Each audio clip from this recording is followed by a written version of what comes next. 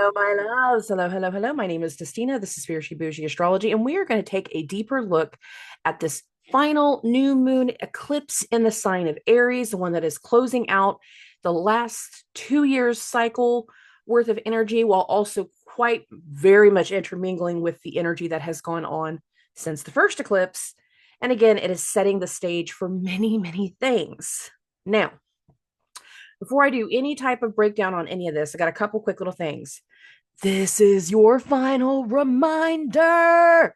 If you are going to book a session with me at the discounted rate, an hour-long session with me is $35. A 90-minute session with me is $50. You go to the website, www.thespirituallyboujee.com, go to astrological consultations. The very first one says one-on-ones on special till March 31st. We are in the final days of booking a session with me at a discounted rate. I have no availability left in March. You are only booking in April, May, June, whenever you decide this is going to work for you. And you are picking the date, the time, and everything right there on the website. So if you want a session with me at the discounted rate, you have to get them booked. Okay. Aside from that, moving along. I want to go over the Ascendant Directions now, when I would normally do them like right before I go into an Aries rising. But I know I'm going to be having more people listen to me for the first time, or some of you are just now starting to tune in for the first time. And I want to explain something to you. Whenever it comes to a birth chart, one of the biggest things that we always harp about as astrologers is, what is the birth time? What is the birth time? What is the birth time? This makes a difference. What nobody ever explains to you, though, is that whenever you're having your charts read, or if you're reading a horoscope, or you're getting some type of like quick little reading like what you're going to get with me today, the horoscopes are written for the rising sign. Always, always, always, unless they specifically are saying sun sign horoscopes, astrology is written for the rising signs. Now, I read from a whole house system. What does that mean? I don't care if your ascendant is at 2 degrees or 22 degrees. Whatever zodiac sign your ascendant is located in is your first house. And then every sign that's going to follow is going to be associated with the next numerical house. There are 12 zodiac signs. There are 12 houses. This is not a coincidence. They feed into one another. Now, if you don't know your birth time, of course, then listen to your sun sign.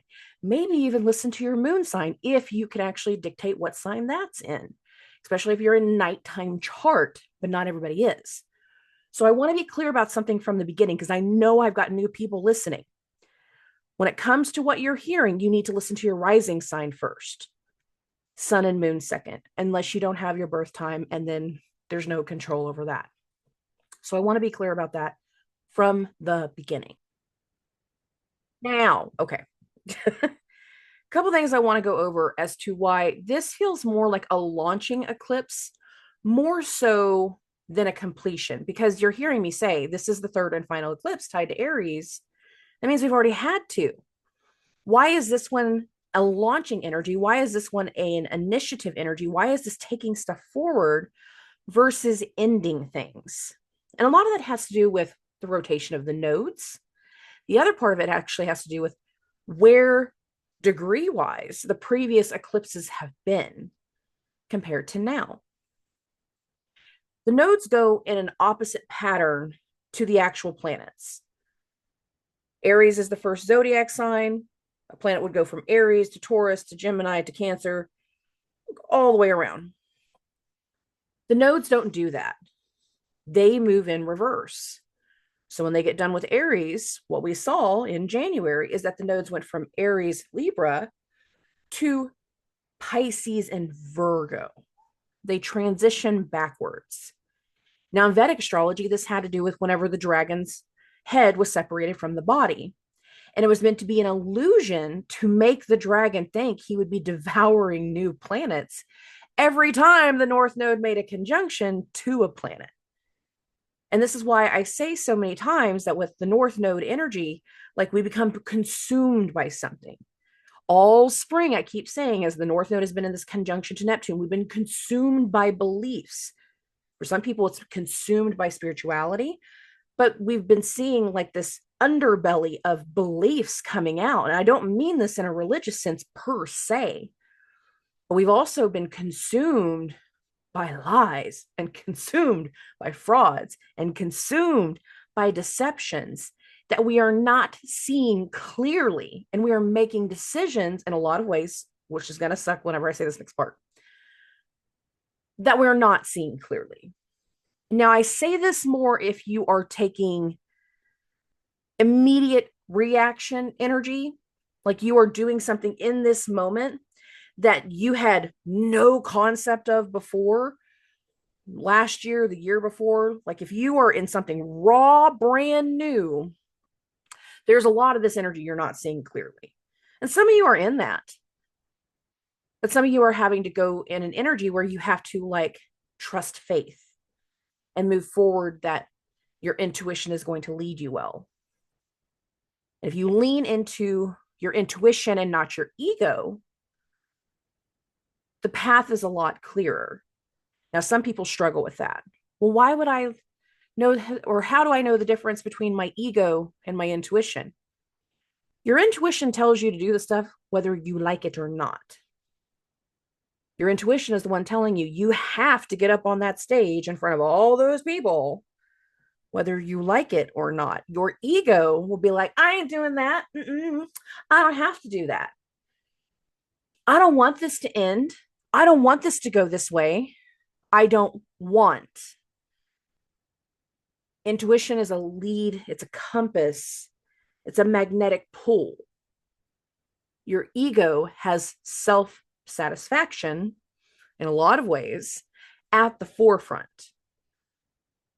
And this is why, to really lean into your intuition, we have so many conversations that require a shedding of the ego.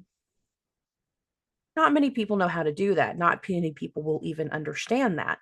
But whenever you break down layers of the ego to be able to center more on your intuition, center more on the capability, center more on where you can go next, that centering will take you to places you've never experienced before, you've never dreamt of before.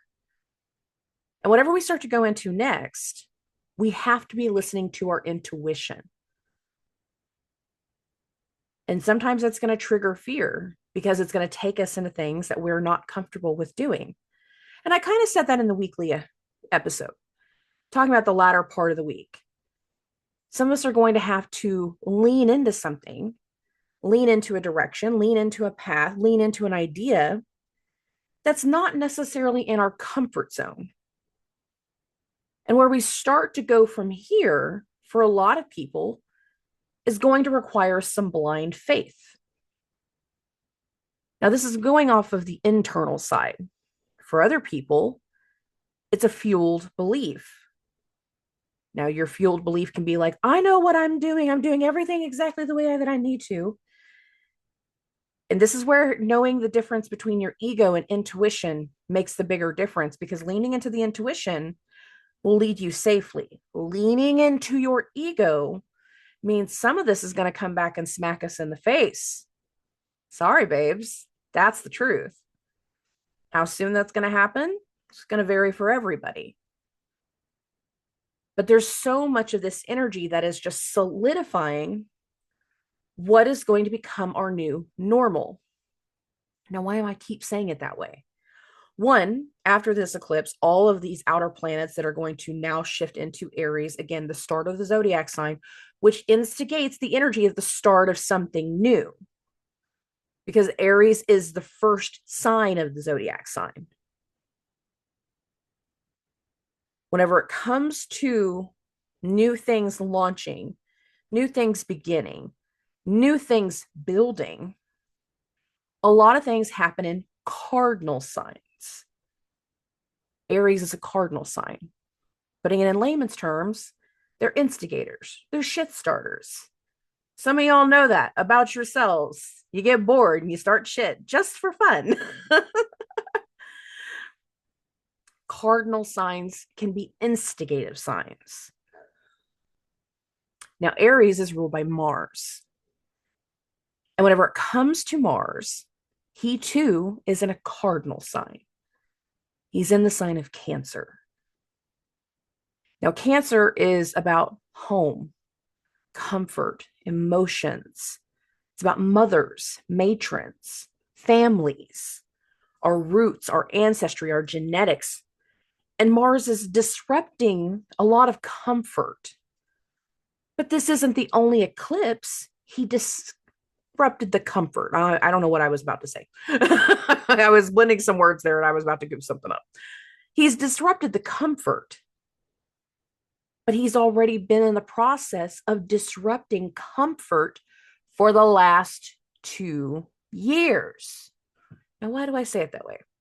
I'm going to throw a chart up here. This is not it's got our new moon eclipse, but it's also comparing it to the one that happened in 2023. Both of these were out of sign eclipses. What that means is like in the inner wheel right here, this is 2023. The outer wheel is 2025. In 2023, we had this new moon eclipse at 29 degrees of Aries, but the North Node was in Taurus. Now we're having a 9-degree eclipse in Aries, but the North Node is now in Pisces. Both of them speak to out of sign eclipses. The first one was instigating an energy, instigating a change, instigating something that we were not focused on at that time. And I remember that 2023 eclipse because Mars was also in Cancer then, just like he is now. He was bringing a lot of emotional disruptions to the surface. A lot of things that had been comfortable in so many different ways needed to get disrupted. It needed to get shaken up and stirred because where we were comfortable in certain things could not remain that way. He shook it up. And over the course of the last 2 years, there's been a lot of shaking and quaking and breaking and everything else whenever it comes to Mars. Now, that eclipse in 2023, you guys saw that. It was a 29-degree eclipse. That's the final degree before a planet changes a sign. The sun, the moon, Jupiter, Saturn, it don't matter. It's the final degree. But it was the first eclipse happening at a final degree. So therefore, whatever it started to disrupt back then was something letting us know we can't continue in the same way we previously were. This vibration cannot continue. For us to be able to launch something, to start something, to go in a new direction, something has to make a change. And the initial way that it disrupted was through our emotions, because again, Mars was in Cancer. Now Mars is back in Cancer. Not only is he back in Cancer, we are post-Mars retrograde in Cancer. And now we're having an eclipse at the 9-degree mark. This is in the first decan. Each zodiac sign is broken up into 3 parts. The first decan is a start, new beginnings, new energy. The middle decan has to do with like stabilizing something, making a long-term energy happen, putting something into perspective, again, with longevity in mind. The final decan is either completions, as I've just described, or it's like clearing or leveling up, finalizing, but sometimes finalizing and completions are not always the same. Back then, it was a completion because it was the first one happening at a completion mark. But not every time does the 29-degree mark speak to a completion. Sometimes we just wrap up our business and it makes space for something new. In this regard, though, what we're comparing, that was a disruptive energy letting us know that something needs to be done, but it was a blindsiding done. Now we have this eclipse in the first decan of Aries, the first 10 degrees of the zodiac sign. That's the start of the zodiac sign. Mars is in Cancer post retrograde, so post a lot of disruption, and he is in the final decan. This speaks to launching something, finalizing something, doing the last little bits of something that we can start to showcase, that we can start to provide, that we can start to focus on, that can really become our anchor in direction. And by starting something in this vibration, we are also coincided with a transition. The old way of doing things is no longer. Well, if you think about it, the other eclipse, the one that actually instigated this eclipse season, was in Virgo. It was an immutable sign. Therefore, it was a change. Now, there's another tie with that Virgo eclipse to this Aries eclipse that we're going into this week. Whenever we had the Virgo eclipse, that eclipse was ruled by Mercury. In the same few days right around that eclipse, Mercury turned retrograde, specifically at 9 degrees of Aries, where this eclipse is happening. Some of us had a delay, an unexpected hit, an unexpected shakeup during that first eclipse, the Virgo eclipse. Now we're at the beginning of something. We're at the transitional energy, yes, but we're at the start of something. This start, though, is 2 years in the making. We've had to go through the disruptions. We've had to go through the clearing. We've had to go through certain kinds of lessons. And now we're at the start of something. And considering it is followed by outer planets moving into Aries, first one, Neptune, that happens literally the next day. March 29th is eclipse. March 30th, Neptune. Neptune goes into Aries. After the retrogrades, Venus and Mercury will, of course, come back into Aries. They're not outer planets, obviously, but they still will come back into Aries, allowing us to finally put some things forward, speak about things, and communicate the new vibration that we've been shifting into. And then by the time we get to late May, Saturn, the ruler of time and karma, rules, boundaries, laws, will also be moving into Aries. So there's a lot of things that speak to, again, new long-term vibration, because Saturn and Neptune are a lot longer in their transits compared to Venus or Mercury. So we're at the start of something, but it's not just specific to where we're at the day of the eclipse. There's a lot of energy that speaks to right before and right afterwards.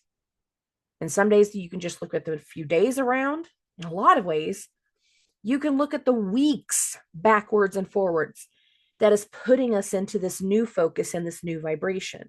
And the human effect is sometimes it doesn't always happen on the day of the eclipse, especially if this is like a work thing for you and you work Monday through Friday. This is eclipse happening on Saturday. You might not have anything happen on Saturday. You might not. It might not be till Monday when you get back to work. You might get news of something on the Friday before, because that's that human effect that I talk about so frequently. But regardless, we are at the start of understanding a new vibration, a new attitude, a new drive, a new determination, new disruptions, because it is still a Mars-ruled eclipse. That disruption, though, is usually tied to a motivation, something that we are nurturing, something that we are trying to get leveled into. And again, our new normal. We are transitioning into our new normal. We will not be going backwards. The old ways of thinking, the old ways of doing things, the old are done. They have gone away. Now we're going into more of an Aryan, and I mean this in the sense of like Aries. I'm not saying some weird other thing. Martian, determined, driven, hustle mentality vibration that requires a lot of action as a part of our new normal. And what you'll start to notice following this eclipse is how much faster the energy is moving. Because again, we're getting into this Martian, Aries, therefore Aryan, putting it that way, vibration, instigative, starting, motivations, actions, and things of this like. Now, this weekend, some people, the energy, it's going to be mental. It will be the downloads. It'll be the things that come through, that epiphany energy. Like, I suddenly have an idea. What if we tried this? Oh, what if we went in this direction? Oh, what if? That's what I mean by the downloads. Some people don't necessarily realize like they're receiving something from the universe that just feels like a pop of an idea. And a lot of times that has to do with like where your Mercury is and how things come through for you. Sometimes you'll see a physical event in front of you, and that event will inspire some kind of action or reaction. The entire weekend speaks to something opening up in front of us, something being seen in front of us, something happening in front of us, unfolding. That is shifting our focus and shifting our direction. And I want you to be prepared for that. Okay. So, with that being said, I've already explained the ascendant direction. So, I'm going to go straight into for Aries and Aries risings. This, of course, is a new moon in your first house. It is going to be followed by Neptune moving into your first house. Now, I've been warning you guys for a while. For some of you, this is health related. I'm sorry. It is what it is. I didn't get a vote in the matter. I had nothing to do with that. I am just the messenger. For some people, this is going to be health related. And what I feel like for some of you is like once Neptune moves into your first house, if it is health related, it can have to do with treatments, like quite literally medicinal levels of treatments, because Neptune can have a lot to do with medicine. The other thing is there can be something that completely changes your judgment and changes your mentality, changes your focus, because again, this is that final eclipse. And then Neptune is going to move into your first house. But it's not just about Neptune. We also have Mercury retrograding back into your 12th house. Venus just went into your 12th house. Some of you are going to be forced to make a change because something has come to light. There's been some level of betrayal. There's been some level of something not going the way that you thought. And by letting something go, you will open the possibilities up for something very, very new to come through for you that you're not initially thinking about. You're not initially putting together. So there can be a lot of this vibration that speaks to a whole different direction by letting go of the past, by releasing something. Those retrogrades started in your first house. Some of you are going to have to accept certain truths. There we go. First one, Page of Swords. And pursue that truth, pursue that knowledge, release, let go, push it away, get it off your plate, and understand that some of the things that you thought were true before were not nearly as true as you thought. Some of you will have levels of betrayal from the people that you care about, from the people that you surround yourself with. We got this Three of Cups energy here. And we have this Lovers card. The problem with the Venus retrograde, putting all this together now, is Venus rules that 7th house of others, other people, your business partners, your relationship partners, the milkman, your high school bully, me, it doesn't matter. The 7th house is anybody and everybody else. Some of you might be dealing with a legal matter that you're going to have to just like, you know what? I got to cut my losses. I'm not going to pursue this. I'm going to let it go. Venus moved back into your 12th house. Some of you are going to see the change of another person, you know, this new truth, this new information, this new dynamic coming through. And it is going to feel like betrayal. For others, it's going to force you into a form of isolation. And it will, again, impact the new you that's starting to come through, the new shaping. And when Neptune comes into your first, a new belief.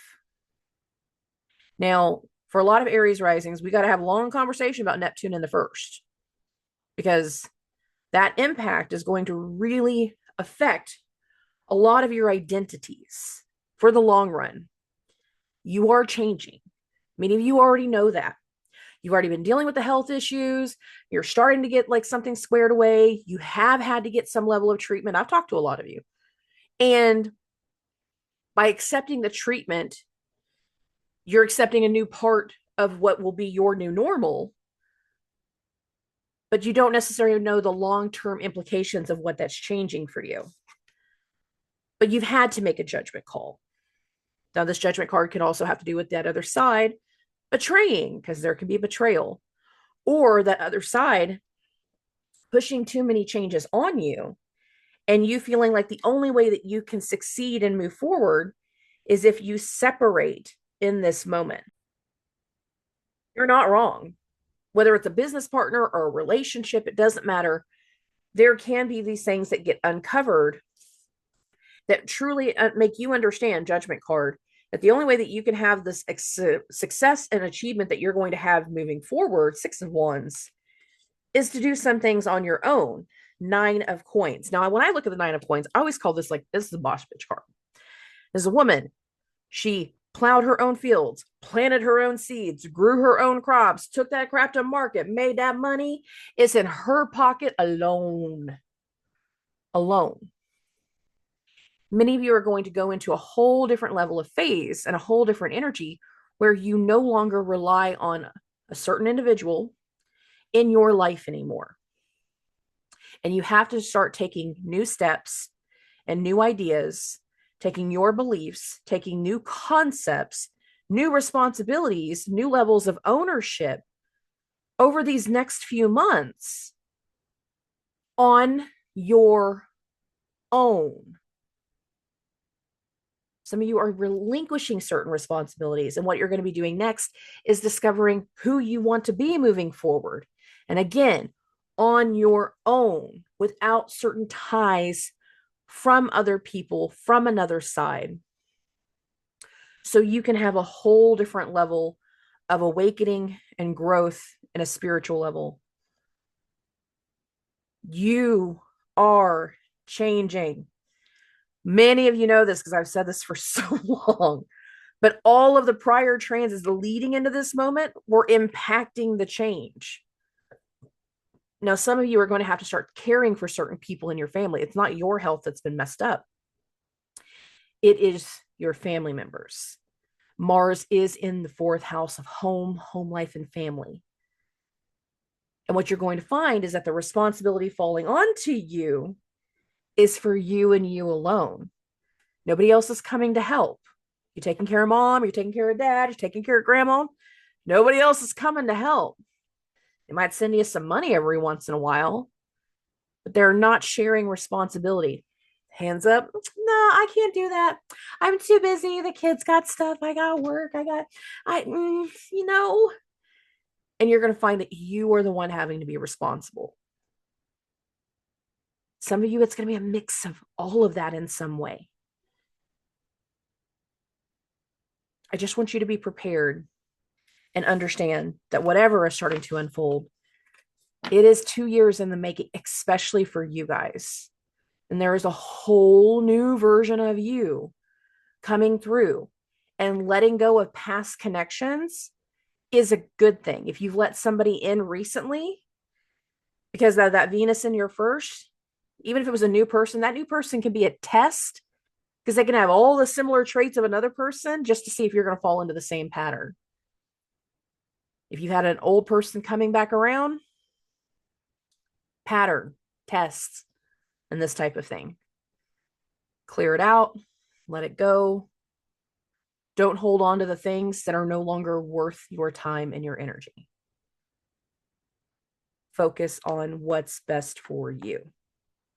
Because the next 2 years is all about your healing process. And again, the impact of you on a multitude of levels. All right. Moving along. We're going to get to Taurus and Taurus risings. Oh, my loves. My loves. This is a new moon eclipse in your 12th house. The unknown, the unseen, endings, betrayal, finding out shit's been going on behind your back, seeing there's been some sneakiness, having something around you come to a close. And it's going to impact more than one person. It's going to impact your clients. It's impacting your patients. It's impacting your business. It's impacting so many people. because Venus, your chart ruler, is back in Pisces. It is in your 11th house of friends and network and clients and colleagues. And one of the things I started to tell you guys a couple lunations back is like, you got to get real comfortable with being uncomfortable right now. Because some of the things that are going to come through, they're going to blindside you. They're going to feel like judgment. They're going to have difficulties. They were going to have betrayal. And for many of you, they have forced you into a situation of decision making. Now, some of you, the decision making is an internal thing. You have made a choice on your own to start focusing on some kind of new route, on some type of new possibility. We've got this Page of Wands, and we also have this Two of Coins. So this is like a new path, a new vibration, new information, the new. This is a fire sign card right here. And again, this is an eclipse happening in a fire sign. Okay. But then we also have this Two of Coins energy. So we're in this vibration of making a decision, finding the balance. What I love about this particular Two of Coins card is it looks like an eclipse, specifically a new moon eclipse at the top. It speaks to that level of the choice of something new, which also means understanding the choice or making the choice to no longer be connected to certain people, to no longer have certain people in your life. For some of you, that means leaving a job. For some of you, that's meaning that some of the people that you surrounded yourself with, that you can't relate to them anymore. You can't trust them anymore. Some of you are starting to realize that you've been in a relationship with certain people that should never have been more than a friend. Why am I saying that? Because we got Neptune, Venus, North Node, Saturn, time, karma, all that types of stuff, rules, boundaries in that 11th house. Some of you are actually looking into the potential of a relationship with somebody that shouldn't be more than a friend. But you're confirming something. You're actually letting something happen. Oh, the next card that we have is this Ace of Coins. We're rethinking a potential. We're rethinking a possibility with Mercury being retrograde too. That really leads into the rethinking, the restructuring, the new policies and all that. Ace of Coins. But then we also have this other higher energy. Some of the new energy is stuff that you did not choose. In fact, it was chosen for you by a boss, by an elder, by an authority figure, and you have no control of the situation. Some of you might not initially just see something during the eclipse. I want you to also be prepared for the latter half of the week following. So most specifically around April 4th, 5th, and 6th. And that's going to make sense on the next weekly episode as to why I'm saying that.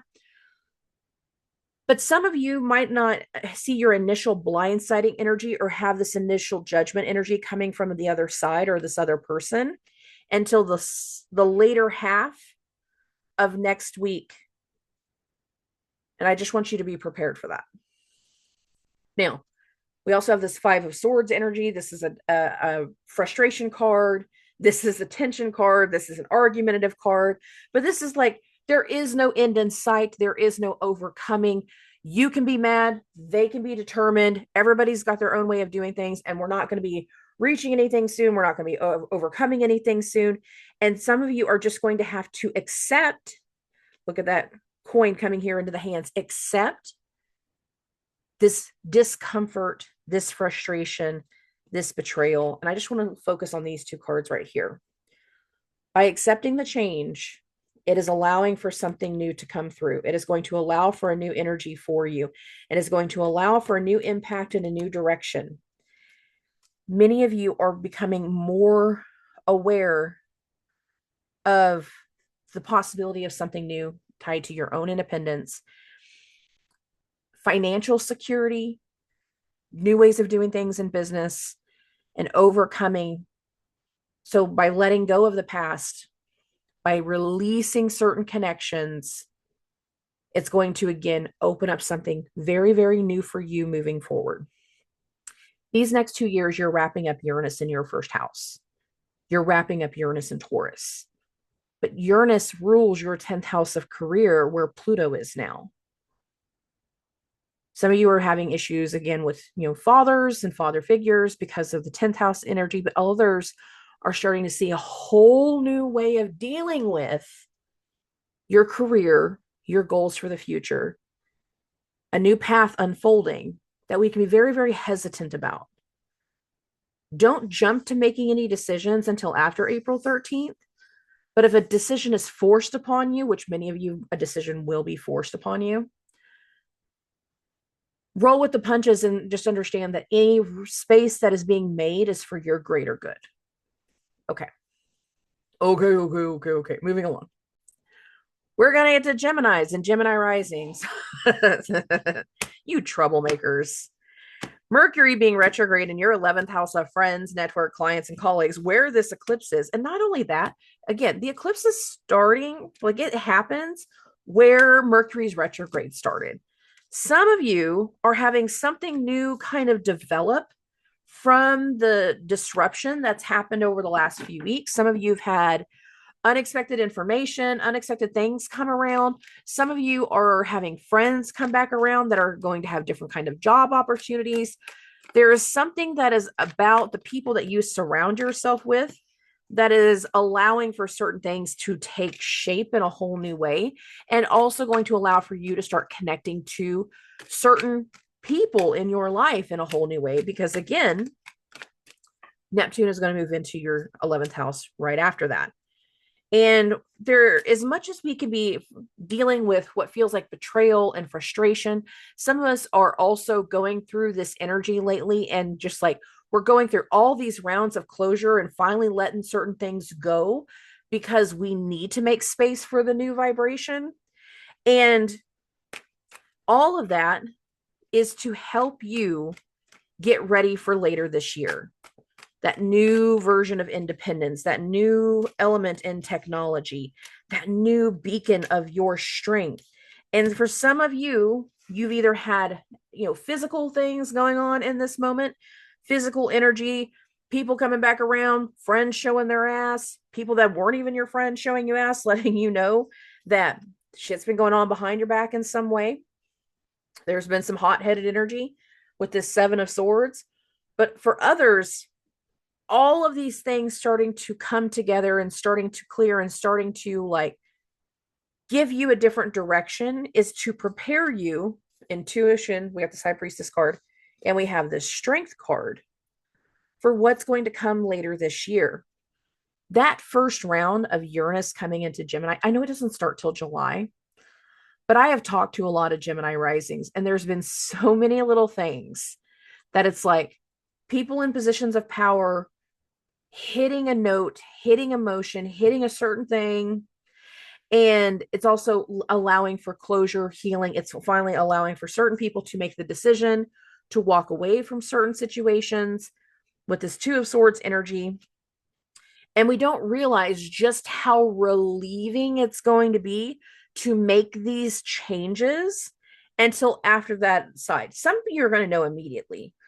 But with the 6 of Cups energy, this is kind of a high vibration. It's a happier card. It's a more celebratory card. It's more around like not necessarily achievements, but like being surrounded by the right people. Some of you are going to have a whole new set of people that you're going to be surrounding yourself with versus the people that you've been with in the past.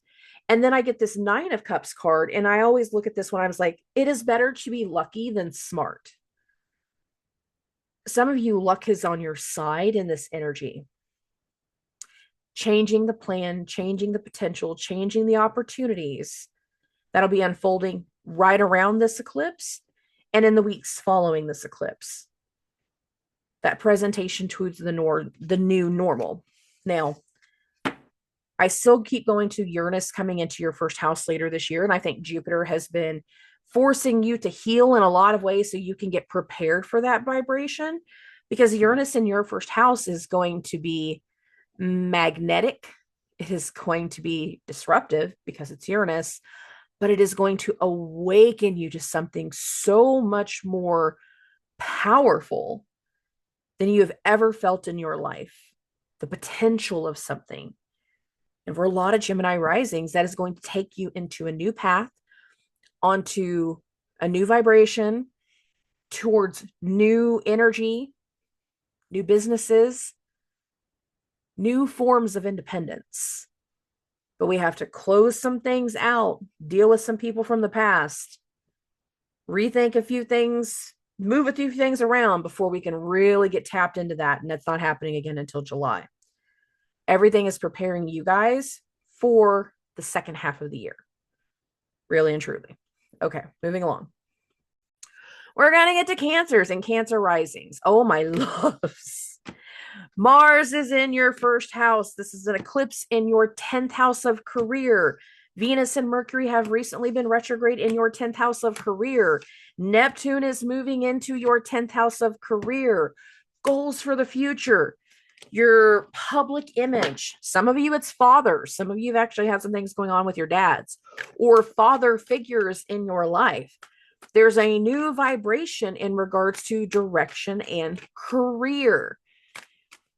So many of you are having some things unfold, having some things solidify.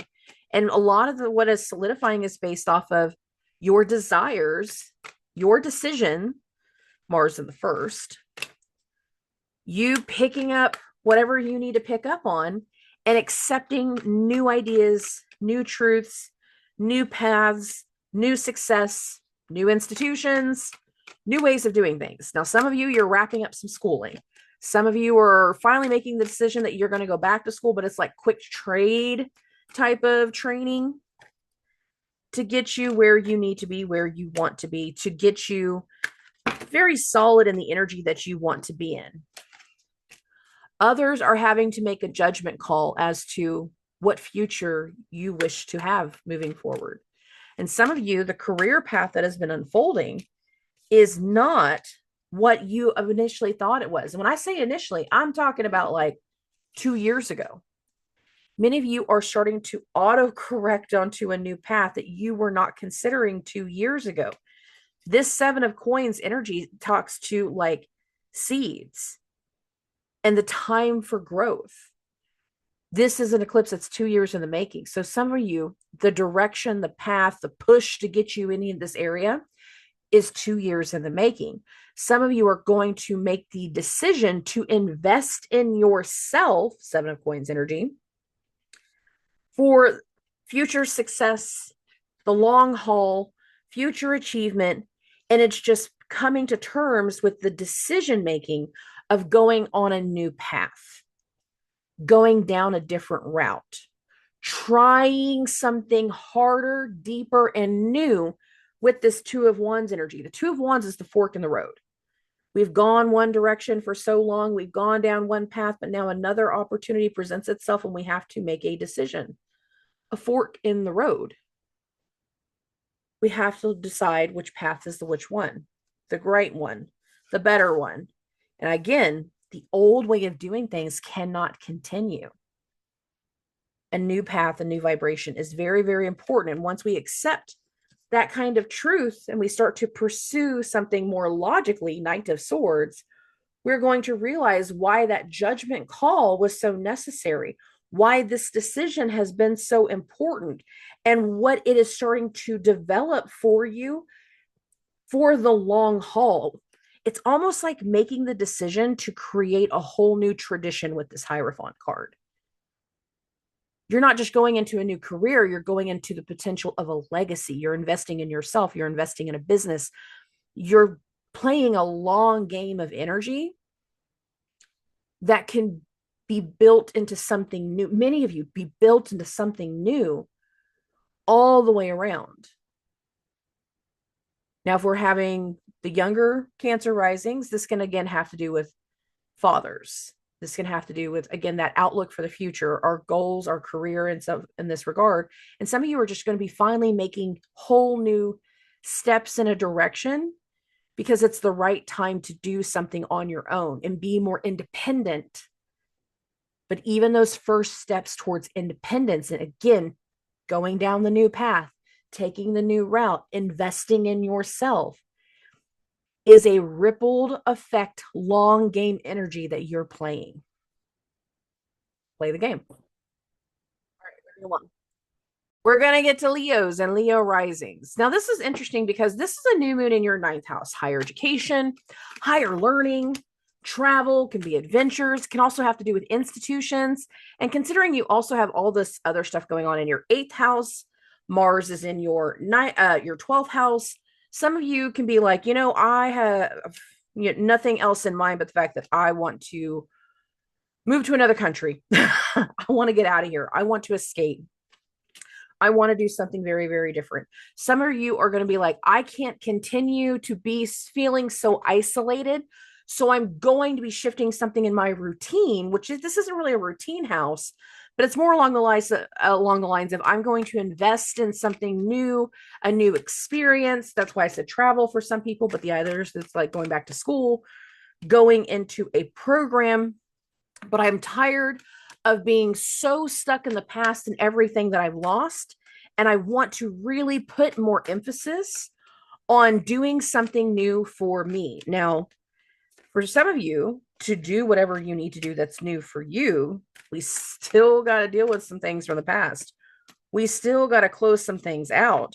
We still got to rectify and reconcile with the fact that you've got some stuff to learn, to work on, to handle before that new vibration around you can really start to take shape. Now, we got some tension cards here, and I'm just going to start with those. We have the Five of Cups, and we have this Five of Swords. Now, with this Five of Cups, in the traditional deck, this is a man leaning over 3 spilt cups, crying over everything he's lost, when right next to him is 2 full cups, and he got 2 hands. It's very easy to get stuck on the past and what we're not getting anymore and what we don't have anymore and what's not working for us anymore, and find a way to lean into a victim mentality if we're not willing to focus on what we can have and can control. And this Five of Cups speaks to that. Now, for a lot of people, by focusing on what you do have and what you can still see and what you can still control, there's going to be some arguments around that. There's going to be some tension around that. There's going to be some frustration about that. There's going to be some arguments. Five of Swords. And sometimes certain arguments that you have, it does not matter who's right or wrong. Everybody's going to have their own opinion, and some things are going to work and some things are not. You just have to be prepared to voice your beliefs in a good way, Seven of Wands, in a productive way, and do the work that follows Three of Coins energy. This is physical, manual labor, hard work. This card looks like it's all Texas oil field right here, I swear. So we have to stand firm on our beliefs and also be willing to do the work, knowing that it's going to then showcase through you and strengthen you as we get into this energy deeper into the spring. And now I got this Queen of Cups energy. Now, the Queen of Cups energy also speaks to a Venusian energy, and Venus is back in Neptune, making that sorry. Venus is back in Pisces, making that conjunction to Neptune. So some of you can also be having some things come back around that we weren't anticipating, or people coming back around that we weren't anticipating, that kind of tries to do some things with you or around you. And I want to be absolutely clear, if we have lovers, Two of Cups with this Queen of Cups now, if we're having old lovers come back around, Jupiter's still in your 11th house of friends, network, clients, and colleagues. Mars is in a house of being hidden. It's forced isolation or just isolation in general. But Venus now in the 8th house, as much as the 8th house is a financial house, it's a secrets house. Therefore, it can also be considered an affairs house. If we have certain people trying to make their moves right now, they are people that should never be more than a friend. And a lot of them are going to be trying to do some sneaky shit. And again, that's going to have some tension. That's going to have some frustration, especially if you don't figure it out till later. Let's say you go ahead and play that little game for a little bit. You're going to regret it really, really fast. Understand that we are still in a very big testing vibration. And you don't need to lean into past situations, past people, We don't need to confuse friends for lovers just to turn into a side piece. Trust me on that. You are too bright and too strong to be extra. Just that extra little thing that's on the table, that extra little tub of potatoes. Nah, you supposed to be the whole chicken. Anyways, moving along. Be aware of that. Oh, for Virgos and Virgo risings. Now, that first eclipse that we had was in your first house, and now this second eclipse is in a financial house. You are in the process of making a lot of decisions that have a huge financial turnaround, business turnaround, investment turnaround. And some of you are going to have some people from the past that start to come back around based off of what you're trying to change. And a lot of that can have a lot of financial success. Now, why am I saying that? Because as much as this is a new moon in your 8th house, which is a financial house, Mercury, your chart ruler, is also the ruler of your 10th house of career. And he's about to go back into Pisces and instigate mutual reception to said Jupiter. Some of you are going to have some old business partners or old legal things that are going to come back around that could potentially impact this financial energy that you're getting into. It can potentially impact the success. Now, some of you are just going to have some people come back around going, hey, I heard you opened this shop, you started this business, you did this thing. Can I get in on it? You need any help? You got some work going on?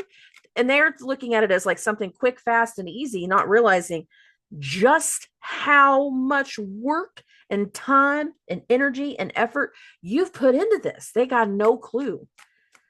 They're just looking at the potential of something exciting. Now, some of you are going to have certain people that you've been connected with that you're going to rethink the connection. Some part of it's not going to work out, and it is going to force you to make a decision that you didn't necessarily want to make. And it's going to send you down a new path, but it's a new financial path. For a lot of you, it's a new financial path. Now, this is a new moon in the 8th. Mars, the ruler of the 8th, is in your 11th house of friends, network, clients, and colleagues. A lot of this can have to do with business. However, for some of you, that 8th house is a secrets house. It can be an affair house. And with Mercury and Venus also turning retrograde, going back into your 7th, some of you might be going into situations where certain secrets, certain affairs, certain things, even if it's just tied to another person, are starting to come to light, and it can make you rethink certain people in your surroundings. Because you could have been looking at somebody like, I thought I saw a future with you. I thought I saw long game energy. I got this Knight of Coins energy. I thought I saw something really great with you. And it's going to make you face a fear. Got this 9 of Swords now. Face a reality that we were struggling with accepting before. That's a big possibility. Now, again, for some people, what you've been dealing with this Knight of Coins energy is you've been doing some work for a real long time. And as we're moving forward, we're starting to really, get some things lit up, get some things moving. That Ace of Wands, trying to get a whole new level of success. 6 of Cups, we're trying to achieve a certain amount of things that go all the way to our heart's desire with this King of Cups energy. And I again feel like you're going to have something or someone from the past come back around thinking that it's all sunshine and rainbows and be super easy. Like, yeah, do you need any help? I could totally come work for you. And then some part of you is like, didn't you screw me over last time? Didn't we have a falling out last time? Why would I trust you now? Why would this be okay?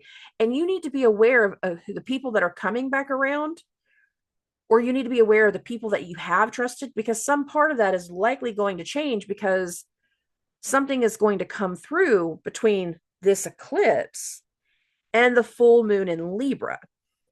Justice card. This is a Libra card.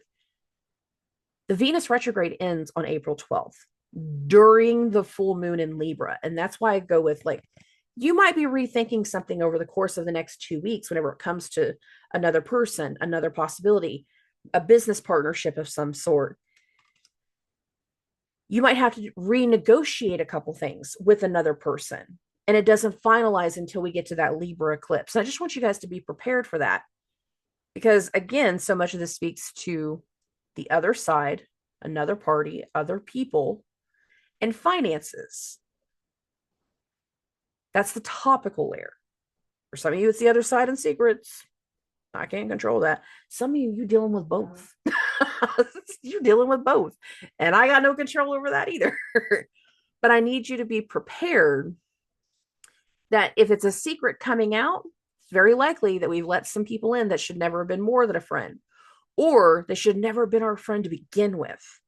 For other people, we're going to realize certain people that we've been trying to do business with, trying to do certain work with, that we only saw one side and one potential.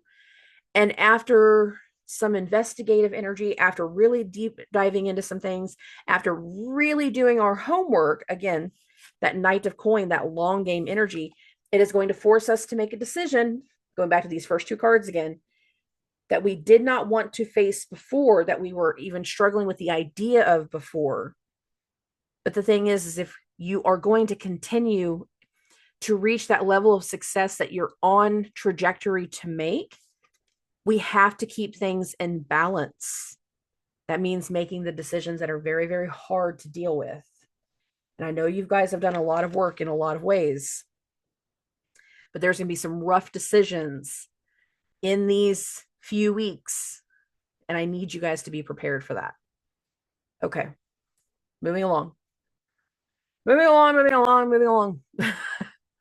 We're going to get to Libras and Libra risings. This is a new moon eclipse in your 7th house of relationships and partnerships, legal matters, the other side, other people.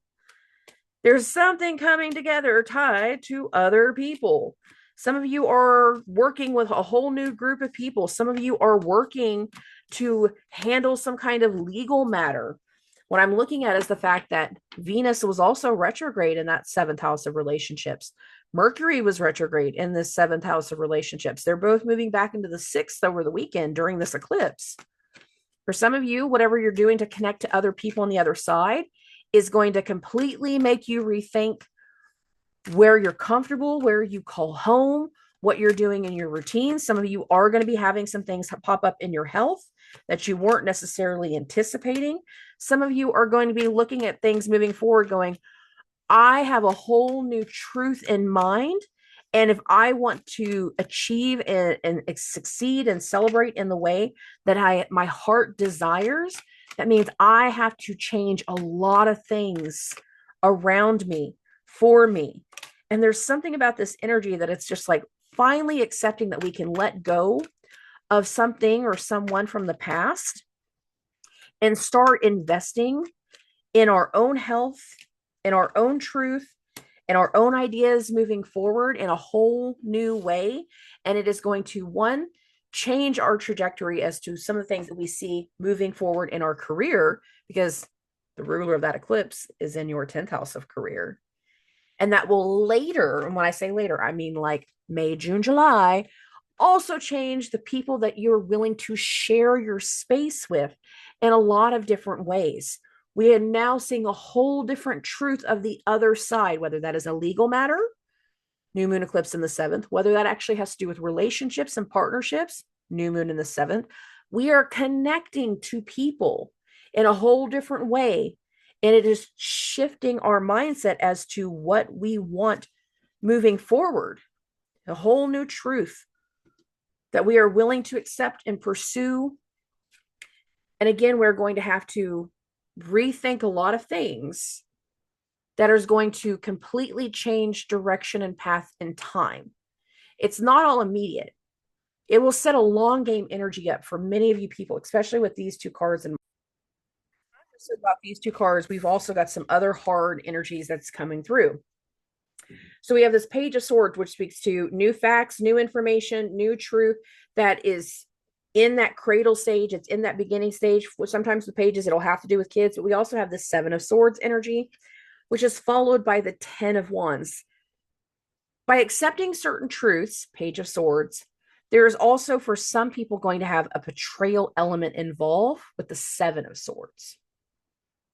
And even though this is a new moon eclipse, it can also speak to leaving people behind, leaving certain partnerships behind, leaving certain connections behind because we no longer wish to carry a burden. 10 of Wands. It's just letting go of certain factors, going, I have a whole different mindset of what my truth is moving forward. And my truth is taking me in a different direction. And I'm going with truth because of all the swords. Like half of your cards are swords. And a lot of you, again, you're willing to shift something in your routine. You're going to start taking care of yourself a little bit differently. You're looking at whatever is going to take to like really reconnect you with your own personal happiness and your own goals moving into the future with this Queen of Cups vibration. This is your last court. Over the course of these cards, we go from the Queen of Swords to the Queen of Cups. The new truth, the new information, the new insight, the mindset, the documentation, the filings, whatever it is, information wise, because that Mercury retrograde, again, it started at that 9-degree mark where this eclipse is happening. Whatever new thing that came through, whether it was blindsiding or not, whatever has changed our mindset about the other side, whatever it is about the other side that they have now shown their cards and shown you, it is going to allow for a certain amount of burdens to be released, and then a whole new heartfelt happiness that can follow. Now, for you, the problem is some of you are not going to be the ones getting the heartfelt happiness. No. Some of you will be the burden. You were the burden that got let go of by the other side. Some of you, it is your issues that has got us into the legal debacle that we're in.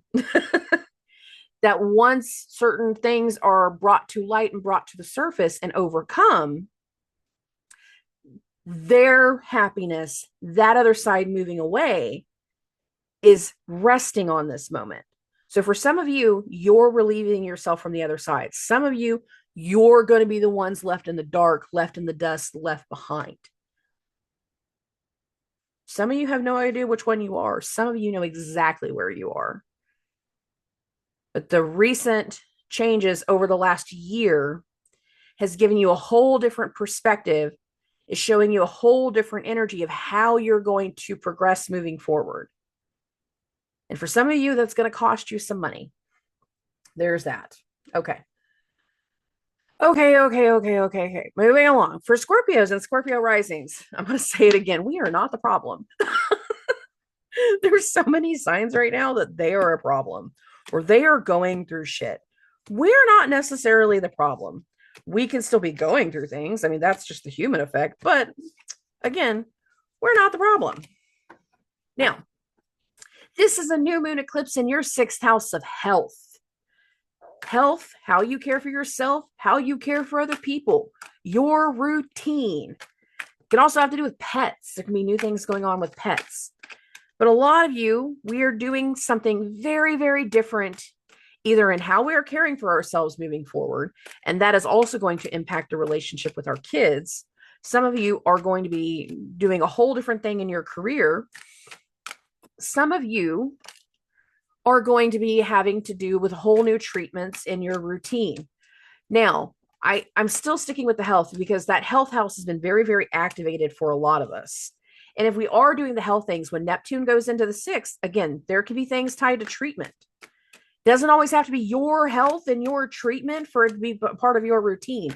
Some of us have been the caretakers of our family members, and their treatment is the new part of our routine.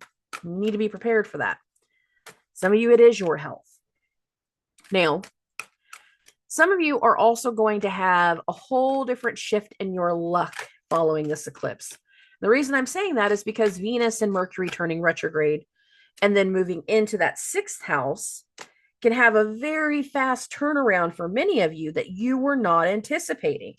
And as much as there can be tensions around health and overwhelm and everything like that, there can also be a whole lot of like happiness and prosperity and financial elements that are going to follow, especially when we get into the latter half of April going into May.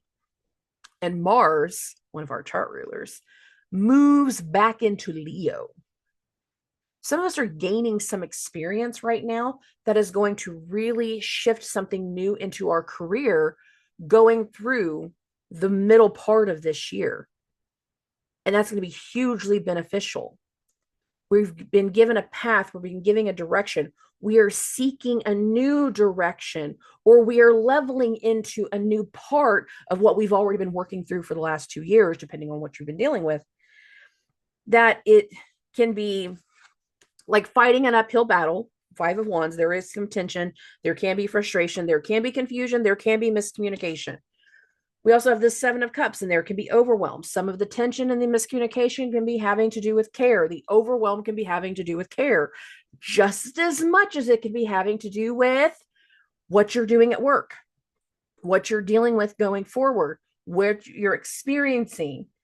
And it is pushing you to rethink a direction. Now, these are the harsher cards. Beyond these, though, everything else is sunshine and rainbows. And I don't need to say that very often, but I'm saying to us. Okay. If we start looking at the new path, the new routine, taking our business up a notch, going in this level, then the type of connection that you can have can be very, very successful, and it can be very, very helpful. Now, some people, you are just looking at something different in your health routine. Like you're going to start working out. You're going to start looking at a whole new path in your career, and you're going to be looking at direction. And it's like, once you connect to the right people, once you connect with the right groups, it's like the information that gets fed to you is so supportive that it makes things go way faster than you expected. And the promise of happiness and wealth and legacy and longevity goes super, super fast from there. So we got the 6 of Cups, we got the 10 of Cups, we got the Chariot card, and we got the 10 of Coins. We like those perfect 10s. It's about time for Jupiter in our 8th house of money to start actually giving us money, right? Putting us back on a better financial path. The funny thing about Jupiter, I didn't really feel the need to say this to anyone else, but I'm saying it for us. Jupiter right now, where he's at in the sky, this is where he was back in July and August when all the disruptions started. And for many of us, that's when some of our financial disruptions really started to start. So now with Venus and Mercury turning retrograde and coming back into that 5th house, for many of us, luck is going to turn around. For some, it can be relationship related. It can be a love sexual turnaround. Please, please, please do not try to get into deep relationships until after April 13th. There's still that vibration that if it's love energy coming back around, that we can be stuck on sunshine and rainbows and not seeing some part of this energy clearly. Now, how long that manifests and lasts, that's different for everybody. But I still want people to wait just a couple more weeks. It's almost April 13th. I've been saying that crap since October, guys. It's coming up so fast. Give me a few more weeks before we even look at the potential of new relationships. Just trust me on that. Okay. Moving along. We're going to get to Sagittarius and Sagittarius risings. This is a new moon eclipse in your 5th house of love, luck, joy, romance, happiness, children, your inner child, the things that bring you happiness. Some of you are going to be changing some things in your surroundings so that way you can have more time with your kiddos. Some of you are going to be at that soccer game, like what I was talking about at the closing of the weekly episode. Some of you guys are going to be like at that soccer game, watching your kid be like, wow, they could totally do this.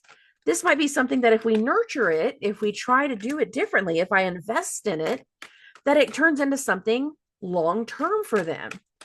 And considering a lot of the other energies in your 4th house of home life, and family, I'm looking at the things that can actually have to do with kids and family members. Now, for some of you, you're still very focused on the other side, partnerships of some sort. And considering Jupiter is still in your 7th house, that can have a lot to do with it. And that could be bringing a lot of things to light and to the surface. And some of you might not necessarily get to feel like you're going to really pick up on the energy until after we get Mars into Leo. Now, there's actually a card reason as to why I'm saying that. And as much as the vibration is starting to pick up for many of you, you're also kind of struggling to see all of the potential. But really and truly, a fifth house new moon, your luck is shifting.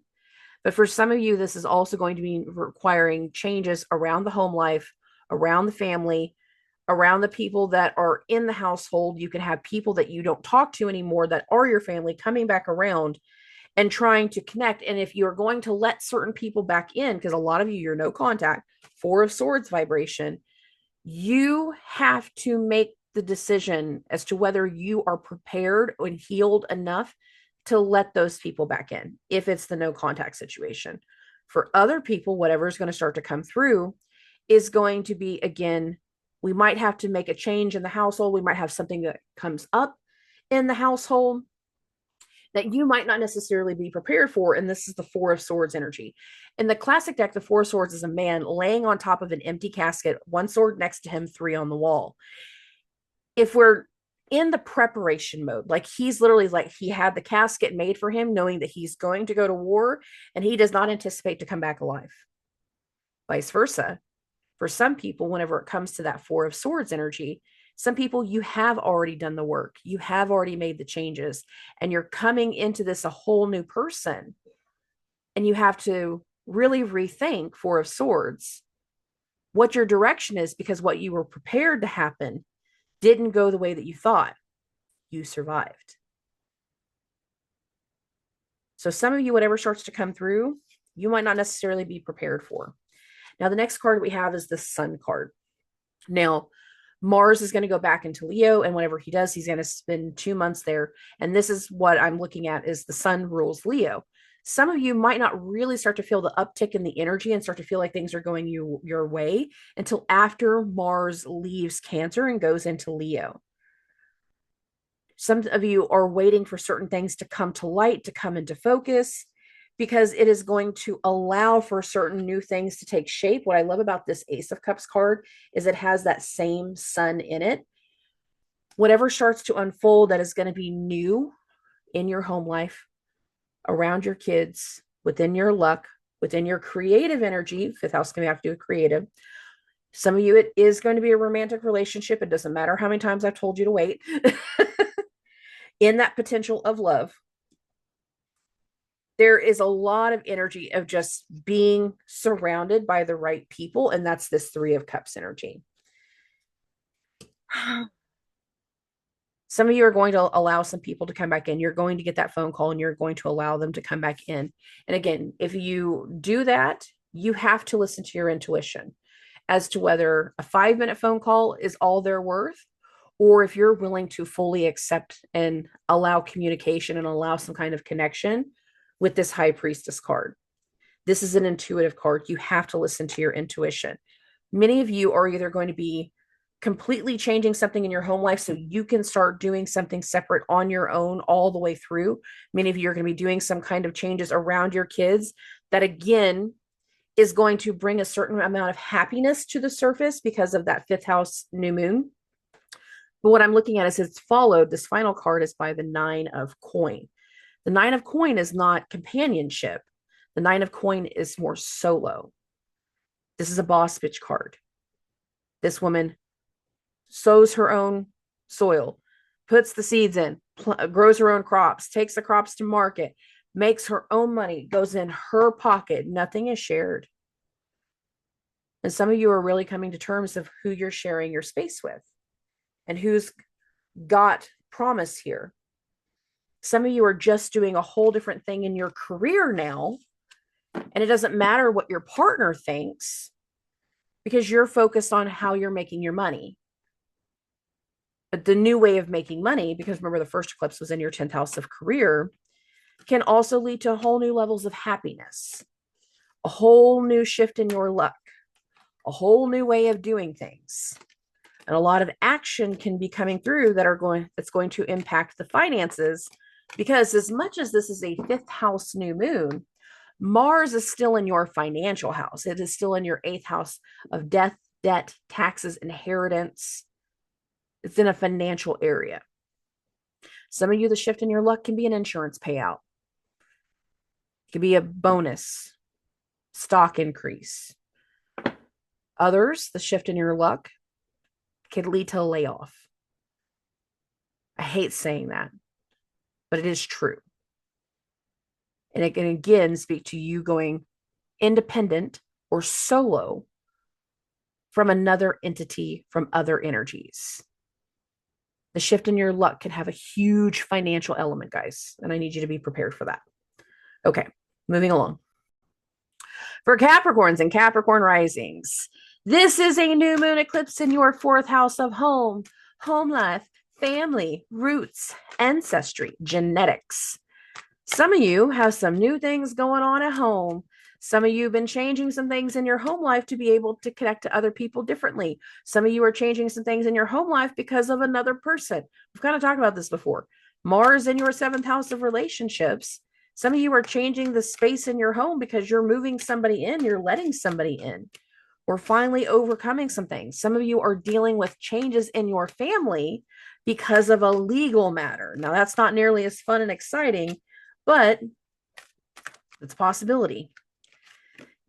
Considering, well, how some of your cards are going, some of this energy has not necessarily been fun for all of you. Some of you, it has brought up a lot of things from the past, a lot of fears, a lot of insecurities, and it is bringing back things to the surface that you need to heal from. Now, why do I specifically say the healing? Mercury and Venus are retrograding back into your third house, and Saturn, your chart ruler, has been in your third house, has been in Pisces for freaking ever. It's been 2 years now. He entered in March of 2023, right before that first eclipse that happened in 2023. Your chart ruler has been in a place of understanding, healing, understanding our emotions, overcoming certain things from the past. And the thing is, before we can really progress and go focus on something different, sometimes we get tests. I'm going to start with this card. We get the Devil card. That Mars retrograde in your seventh house of relationships could have been testing you in regards to how you connect to certain people, how you're connecting in partnership. And some of the changes in that seventh house matter, so other people, legal matters, can now be impacting your home life, can now be impacting your healing process and whether you've done the healing or not. Now, certain truths, as they start to come through, King of Swords energy, can feel like betrayal. Now, the one thing I will say about Capricorn risings is y'all don't deal with being criticized very, very well. A lot of you don't. You struggle with it because you feel like being criticized or having any type of critical analysis means you're a failure. That's not true. And that, again, if we're having these issues tied to our healing process, needs to get addressed. Because not only are we dealing with this final eclipse in your fourth house, but both Neptune and Saturn over these next few months, Saturn is more May, is going to be moving into this fourth house of home life, and family. Your focus on what's best for you is shifting over these next few months. So I'm going to give you guys till May with what I'm saying right now. Testing the healing process, testing the things that you've done, allowing certain things to fall into balance. Now we got this Justice card. Now, this Justice card could also show you that over the course of these next 2 weeks, the things that are coming back up, the things that need to be like streamlined and redone and reprocessed and restructured, won't necessarily hit a peak until we get to that full moon in Libra. That's going to happen on the 12th. That full moon in Libra is also your 10th house of career, goals, hopes, and dreams for the future. So by leaning into the vibration, overcoming any type of tests or frustration coming from the other side, allowing new things to happen for the betterment of the entire family, can also put you into alignment with something very, very new happening in career, in goals. Now, some of you, it's not your home life in particular. You're helping another person, Mars in the 7th, deal with their home life and what they've got going on in their family. And what you need to know is whatever starts to happen following this energy is a very fast moving vibration. We got this Eight of Wands energy that's a full steam freight train energy, and this King of Cups that allows for certain heart's desires to be met, certain career desires to be met, certain goals for the future. And whatever you're going into next is probably very, very different than where you've been. This last Venusian full moon being tied to the Venus retrograde. The way that you communicate, the way that you market, the way that you've done certain businesses is going to change. And your path moving forward, your goals moving forward are going to amplify. And whatever is amplified, again, it's 2 years in the making. These next 2 weeks will push for an amplified energy that in some way is impacting the family, the household, and also your career, your goals, your public image, your hopes and dreams for the future, and how you are connecting to people on the other side. So there's that. All right. Moving along. We're going to get to Aquarius and Aquarius risings, babies. This is a new moon eclipse in your third house, which happens to do with communication, happens to do with travel. Some of y'all, oh my God, there were so many of you when I said it in the last eclipse video that is like, you know, this Mercury retrograde starting here, you could literally be the cliche, like you start having the auto problems. There were 12 of you in total that contacted me within 3 days. That's not a joke. 12 Aquarius risings within the first 3 days going right here. Unexpected expenses, and it's about my car. I'm not even happy about it. Some of you, it's been unexpected expenses that are about communication. That means you're having to maybe invest in whole new versions of technology. You're having to do something different, go to a training, go to a class of some sort. I've had a couple of those. But what I'm looking at is those retrogrades went from your third house of communication, certain things in your surroundings, has now moved into your second house of money. So there's still an element that speaks to financial here. Now, the ruler of this eclipse, Mars, is in your sixth house of health. Some of you are going to have to deal with some toxic energy in the workplace. Some of you are going to be having to deal with some frustrating things in your health. Some of you are going to have to deal with some major shift in your routine, not knowing just how well it's going to work. And I'm just going to say, trust the process. Trust the process, allow certain connections to happen the way that they need to, because they'll line things out better for you moving forward. Trust the process. Okay, now, some of y'all, again, have had some things that you didn't necessarily anticipate that has cost you money. 5 of Coins energy. You had that unexpected expense, and now you're trying to like sell some things to be able to pay for that. If it was the car thing. So this 5 of Coins, it's a detriment card. It's a bankruptcy card. It's financial elements right here. Considering again, Mercury and Venus retrograded back into your second house of money. It's like sometimes we got to spend a little money to make money, or we are having to sell some things off to pay other things. And this 5 of Coin kind of speaks to that.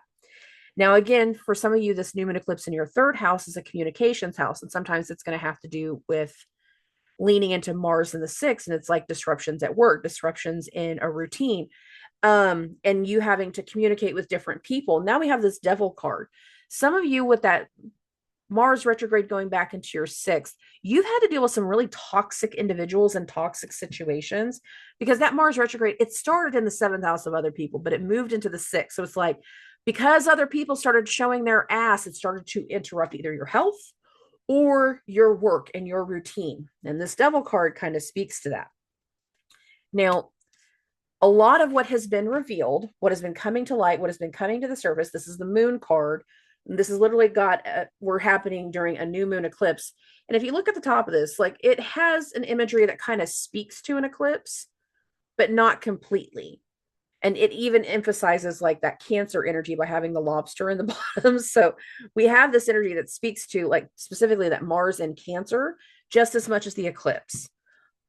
By allowing certain things to reveal themselves, to come out of the shadows, to come out of secret, to come into light, it's going to create new partnerships, but also force certain decisions to finally be had.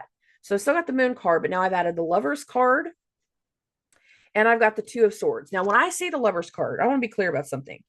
I don't always look at lovers like that. I look at the Lover's card as two people coming together, two energies coming together and unifying. By making the decision to unify, to team up with, by doing certain things differently, it is going to allow for a whole different level of shift, luck, change in the vibration. Now, that's not specific to just the eclipse, and that's going to be the problem. Is the eclipse is one element, but it's a big element. But the ripple effect of things that's going to follow is going to completely shift your routine, but it's also going to shift whatever's going on with that other side, because Mars has to come back into Leo. Now, that doesn't happen till the end of April, and he'll be there for 2 months. So it's like April, I'm doing this from memory, April 19th to like June 18th, 19th, like it's a full 2 months. Mars has to come back into your 7th house of legal matters, of relationships and partnerships. For some of you, that is going to finally allow for a certain business partnership to solidify. For others, it is going to finally allow for an issue, a legal matter, the other person, the other side, to have the fire pressed against them. It is going to push something into motion. And for many of you, it is going to allow for something to be achieved in the connection. I'm not getting a romantic vibration around a lot of this. That's why I was very clear on that Lover's card. For some of you, it might be romance related. It might be like a relationship related situation. But I have a lot of you that you're trying to get through a divorce. You're trying to separate from somebody. You're trying to get custody. You're trying to deal with something. And it's like you've had all of these shifts in your routine, all of these shifts in your surroundings. That's not going to allow for something to finally line up and line out until we get into Mars and Leo. So I feel like for Aquarius risings, this is more of a long game energy. This initial energy can be costing you money. Again, you can be selling some things off to be able to pay for something. You can be having to collect on some debts because you got to pay for something. But then what it leads into later can be hugely beneficial. So this initial energy is very important for the long run, for the long game. Don't play checkers realizing you're playing chess. Okay.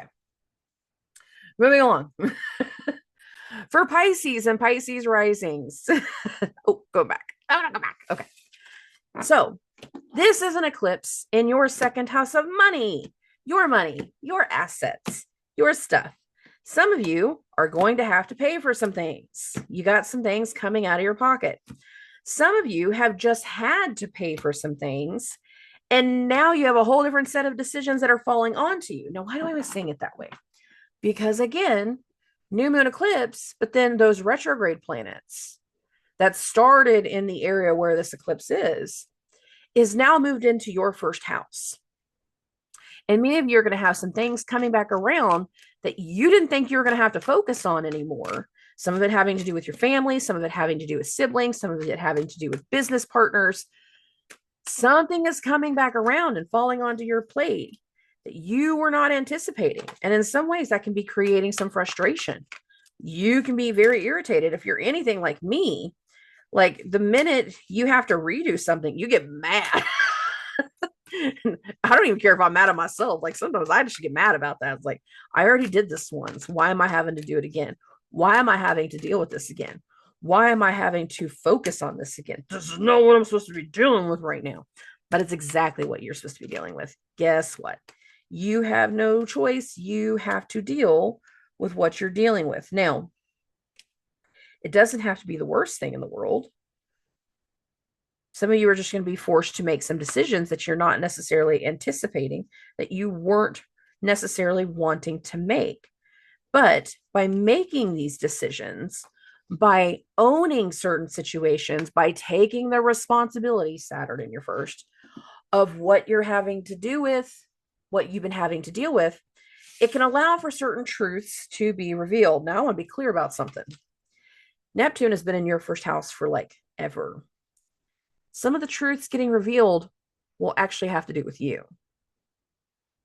Now, that's not applicable to everyone, but for a lot of you, certain people in your surroundings, in your life, in your family can quite literally be rethinking their connection with you with those retrogrades going back into your first, making those conjunctions to Neptune before Neptune moves into the second. Some of you are making really big decisions on how to handle something, and it can even be a legal matter that can be hugely beneficial for you financially with Neptune moving into your second. Some of you are having to deal with some legal matter or a family matter that you were not anticipating, and it's going to cost you money. There's a lot of energy that speaks to just frustration and overwhelm and feeling stuck in like a repeated pattern. So we got this Hangman card, and we have this Seven of Cups. Now, considering Jupiter, one of your chart rulers, is in that fourth house of home, life, and family, Mars, the ruler of the eclipse, is in your fifth house of children. Some of this can have to do with the kids. Some of this can have to do with the family. Some of this can have to do with grandkids. It has to do with the children, not always your children. Some of you are having to pay some things out that you were not anticipating for a loved one, for a partner. Like some of this is going to put some overwhelm onto you. And that's what that Seven of Cups energy is. You didn't even think that this was going to be an issue, but it's like it's coming back around going, son of a bitch. And that can be frustrating. And a lot of you are going to be forced to make decisions that you did not want to make. Two of Swords. We also have this Knight of Wands energy. Once you make the decisions, whether they are financial decisions, whether they are familial decisions, whether they are legal matter decisions, once you make the decision, it is actually going to smooth out part of the process, regardless of what it's costing you. Because some of you, you're going to have to like pay for an extra person, you're having to pay for a babysitter, you're having to pay for a nanny, you're having to pay for a caretaker for your parent, you're having to pay for something that you weren't anticipating.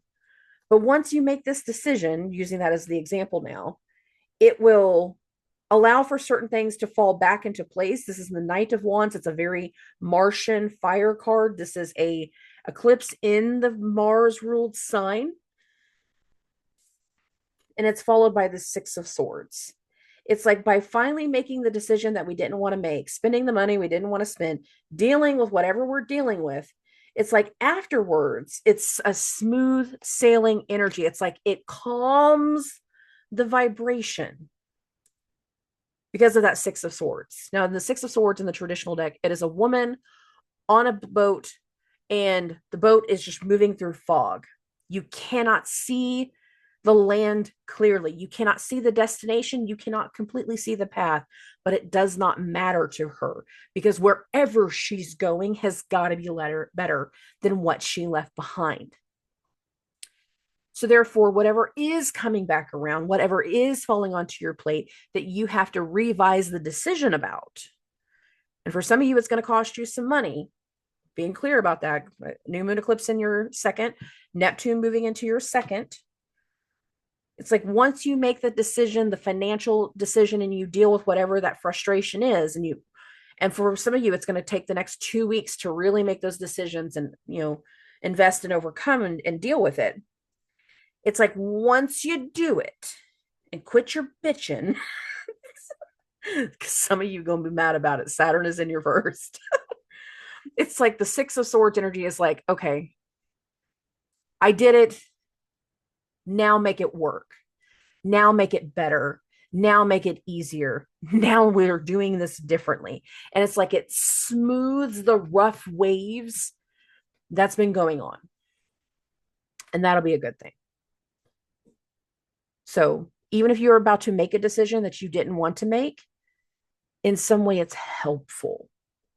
As infuriating as it is, if you're tired of being stuck, don't commit to the insanity. Don't keep trying to do the same things and make the same things happen over and over again. No, no. Make the decision to do the extra thing, to do the different thing, to do the other thing that you wouldn't normally do. Because that's what's best for business and that's what's best for you. Make the changes. Okay. Okay. I love and appreciate every single one of you. Thank you for the shares. Thank you for the follows. The cards, of course, will be posted on Facebook. I will be at the Enchanted Metaphysical event all weekend. So if you guys are in Arkansas, come see me. I can't wait to meet everybody. I will talk to everybody very, very soon. Subscribe.